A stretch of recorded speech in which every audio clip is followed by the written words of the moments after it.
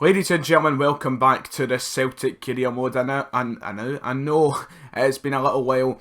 I know it's been quite a bit of time since the last episode, but we are here in what will be the final season of the Celtic career mode. As I said in the end of the last episode, this is the final try that we're going to go and try and win the Champions League. You know the series went from being a normal base career mode into a career mode where we're just trying to win the Champions League with Celtic. Last year we got to the quarter-finals where we were put out of Barcelona, so hopefully this year we'll avoid that, but we've made some good improvements, I believe, and I think this year we could actually get a chance of getting far on and maybe getting to the final and maybe winning it. But obstacles stand in the way, but in my opinion we've been handed quite an easy group. So this episode is just going to be the first 3 group stage matches. It's just going to work exactly the same as the last season. This episode, 3 group stage matches. There won't be live commentaries or anything, just be showing you the highlights of the matches. The same with the next episode, where it'll be the second set of group stage matches, and then when we get to the last 16, we'll hopefully get to the last 16. I'm assuming we'll get to the last 16.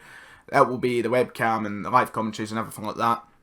We will play both legs of the tie. So, the group we have been handed to try and get through to the last 16, I believe is quite an easy group. I'm quite happy with it. We've been handed another British-based team. We've got Spurs from obviously the English Premier League there in the group. They'll be a tough game, that always are in FIFA. I don't know if we've actually came across them yet in this career mode in any of the years. I'm sure we have, but I can't remember. PSV, we've also got them, the Dutch champions, and Besiktas, I'm guessing the Turkish champions as well in this. So it's a group where, you know, it is quite difficult, but the quality of the team we've assembled, we should be easily beating PSV, Besiktas twice, and then Spurs at least at home getting the 3 points against them. So what improvements have we made? That is the question. That is what you all want to know. Where's the improvements we made? Look, we've still got £8 million, but obviously the transfer window is out the way now, so you know that doesn't come into a factor anymore. But transfer history, what signings did we make? Well, Leon Bailey was the first signing. We'll start now, so we'll start from down here. Seb Larsson, we sold him. He had a good season,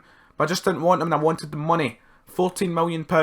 We got rid of Seb Larsson. We then brought in, with that money, for £26 million plus Tom Rogic, Thomas Lemar from Monaco. I mean, yeah, these signings are unrealistic, and fire away in the comments so this isn't realistic or anything. I don't care, but it's not the realistic point anymore. I'm trying to win the Champions League with Celtic. Where is the realism in that? Come on. I've got to make signings like this if I want to win the Champions League. Thomas Lemar, 23 years of age. A great signing in my opinion. He will be great over in the right mid. Joe Allen we got rid of for £7.5 million, a man who's in the thumbnail of the series but sadly will be leaving us. He just wasn't in any use anymore. I wasn't going to use him, so we may as well got rid of him. We then brought in another winger, Leon Bailey, who was spent £25 million on from Dortmund, and 2 great wingers, and they're going to be the 2 key players I think that are going to help us win the Champions League this season. And then finally, we got a backup keeper. We needed a backup keeper, and David Marshall returning to Celtic in the progress, in the process.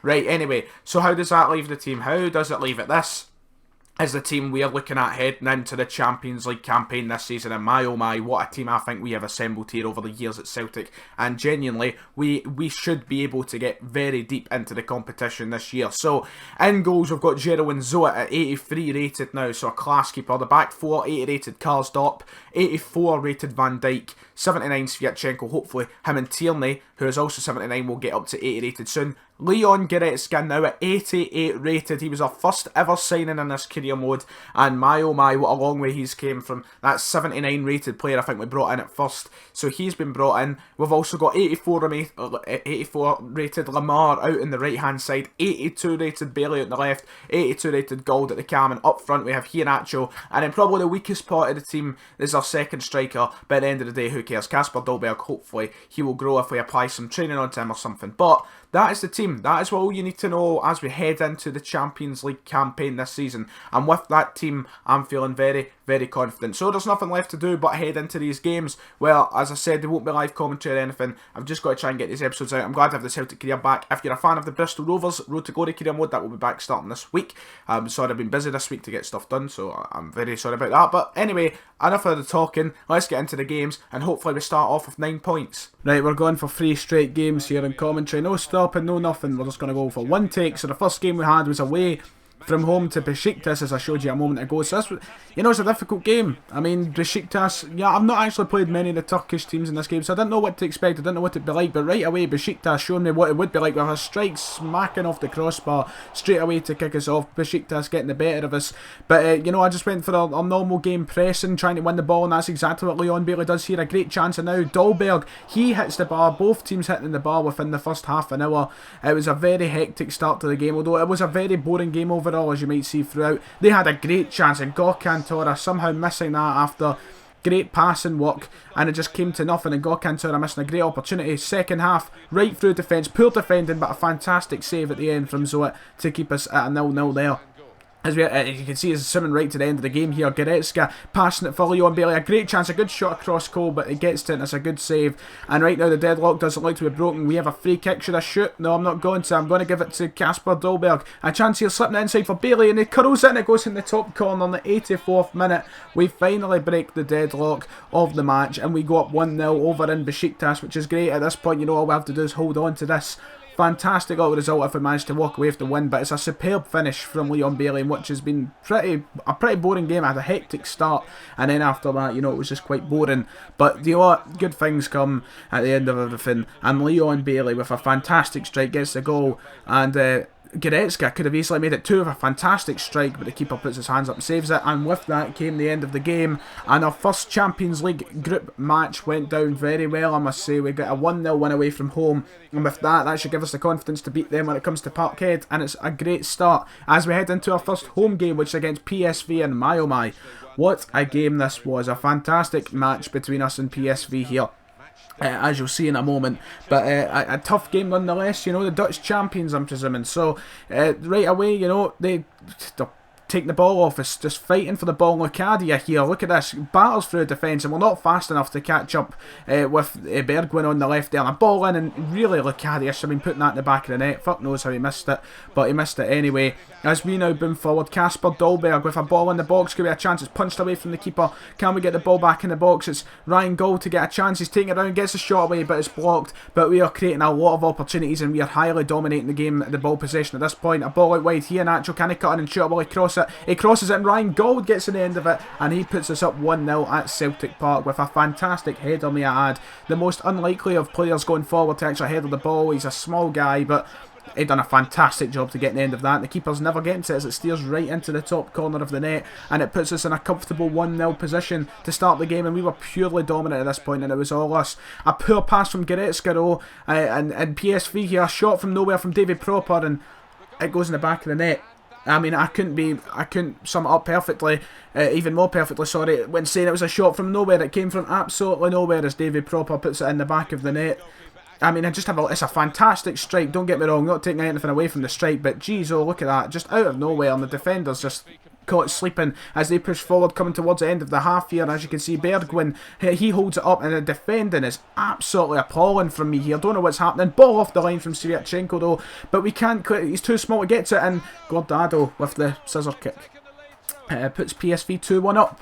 So our first home game, we're currently 2-1 down to PSV going into half time. Awful defending. Can't really blame, I think it was Bailey doing anything there. I couldn't reach it. I can't really tell who it was, to be honest. But we're down 2-1, and we had a chance to equalise only minutes or even seconds after, as we went forward here. And Nacho, his goal drought continues. He smacked the post, and we're 2-1 going down. 2-1 down going into half time, sorry. Unless we score from this chance here. As you see, Ryan Gold, he cuts round. Will he pass it to Nacho? He does. Nacho with the shot, and somehow the keeper saves it. Not a good enough finish from Nacho as we start the second half now, looking for something. Karlstorp, it's a passing game. Dolberg gets it to Leon Bailey, back to Dolberg, and a great chance here, Dolberg from range, and it's a good save from the keeper, trying what PSV tried earlier. Some more passing football. Lamar with the chance. Leon Bailey gets the end of it, and his rebound goes in the back of the net, and we finally find an equaliser. We're purely dominating the game, and it was at least deserved, thoroughly deserved there, as we got our equalising goal from Leon Bailey, one of the new signings. So it's good to see that his worth is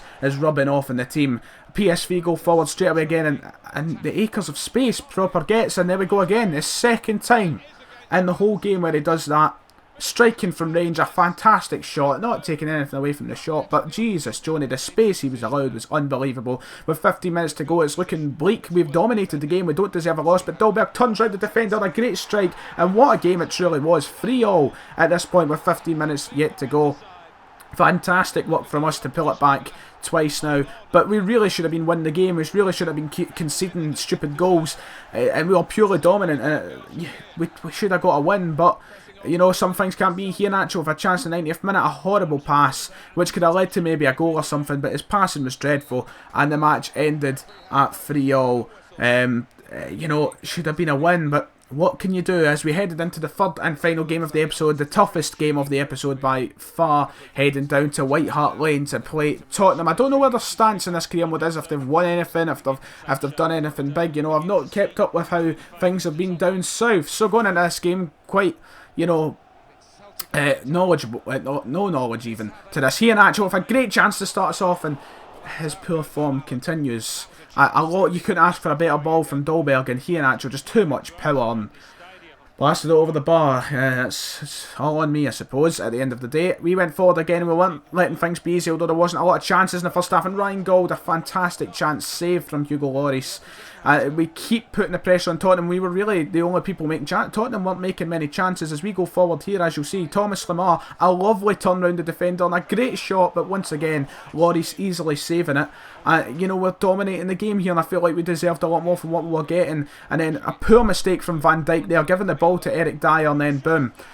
We're just giving players space, aren't we? And we're just inviting the goals to be conceded, and Tottenham go up 1-0 in the 56th minute. Their first chance of the game, to be honest with you.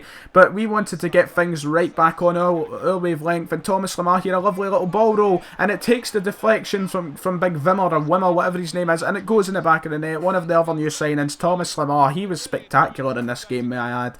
A fantastic strike from him. To be honest, if it didn't take the deflection, it probably could have still been going in. As you can see, it was curling into the top corner, I think, and you'll see it in a better angle here. Here you are. I think it might have went in anyway, but Lloris could have saved it, but I'm not complaining about Wimmer's support on trying to get us the goal.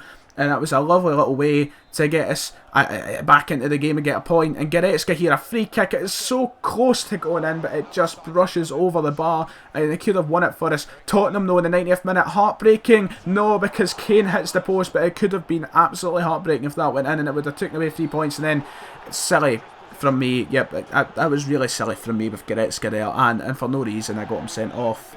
So I'm going to be missing him against Tottenham in the second game against them. Stupid me. And that was it. The end of the game. Fantastic result, I would say. And a good start.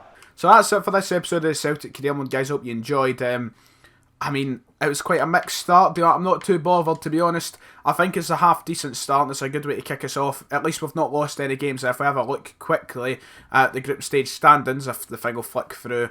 Here we go. We are in Group D, C. There we go, C. We're sitting joint top with Spurs just now, and hopefully when it comes to the match at Celtic Park, we will be able to take 3 points and go at top of that group. And then it's just a matter of fact of beating Besiktas and PSV. A very, very weird start, though, with that 3-0 draw, especially to PSV. But I'm not too bothered. There's the league table, by the way, if you care. Rangers are currently having the better start, both of us undefeated. But hopefully we win the league. We won it last season as well. So I think if we win the league in this season, it'll be 9 in a row. But we'll see what happens anyway. But that's it for this episode, guys. The next episode, we'll finish off the group stage and hopefully qualify for the last 16 of the Champions League. So until next time, hit like and subscribe, and I'll see you all later.